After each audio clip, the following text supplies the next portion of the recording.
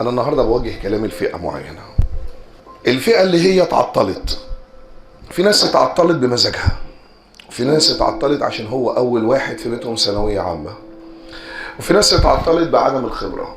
اللي عطل نفسه بمزاجه ده ملوش كلام غير الكلام الأولاني، صلح اللي بينك وربنا. أما اللي اتعطل غصب عنه، اسمع الحكاية دي. اللي اتعطل إيه؟ اللي اتأخر غصب عنه نتيجة ظروف ملوش دخل فيها.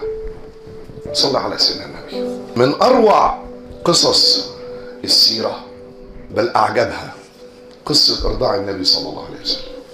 العرب كانت بتتباهى بالولد، بخلفة الولد، ولازم الولد عشان أنا أتباهى بيه يكون فيه صفتين: يكون قوي الصرعة، مصارع قوي، فصيح اللسان، أو أحدهما.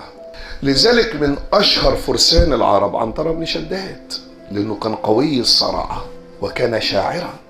فلو أنت عندك الصفتين إحنا كقبيلة نتباهى بيك. يقول لك عندنا عنترة.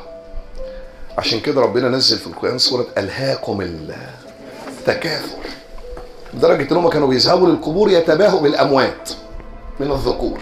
فكانت العرب تذهب أطفالها إلى الإرضاع في البادية من أجل فصاحة اللسان، ويتربى في البيئة الصخرية يطلع عيل عظمه ناشف.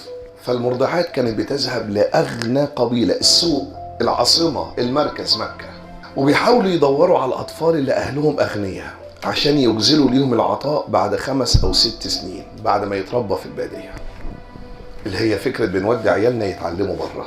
فالسيدة حليمة السعدية مرضعة النبي صلى الله عليه وسلم، لأنها كانت رقيقة الحال، وكانت الدبة اللي معاها، الحمارة اللي معاها ضعيفة.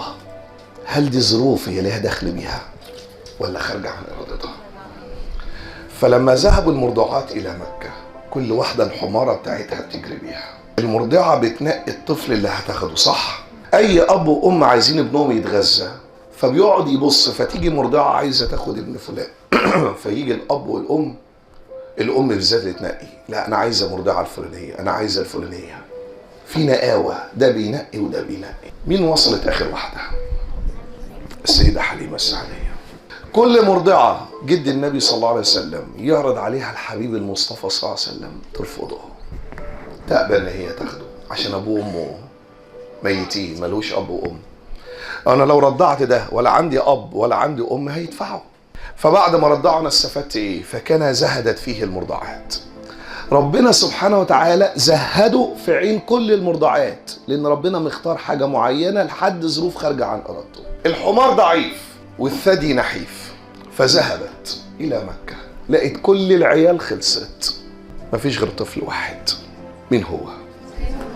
ويا له من طفل. خدته عشان مفيش ايه غيره، صلى الله على محمد صلى الله عليه وسلم. وقد كان الشرف، وقد كانت البركة. فاللي انت اتأخرت خارج عن ظروفك، اكيد في تأخير المولى عز وجل فيك بركة ونعمة. مفيش قدامك غير حاجة واحدة: تحسن الظن في الله. انا ربنا عطلني عشان كان ابويا عيان او امي عيانة او كنت بشتغل او او او او او او مش ربنا اللي عطلك، ابشر، لان دايما تأخير الله عز وجل بركة ونعمة. لا تملك من امرك الا حسن الظن في الله.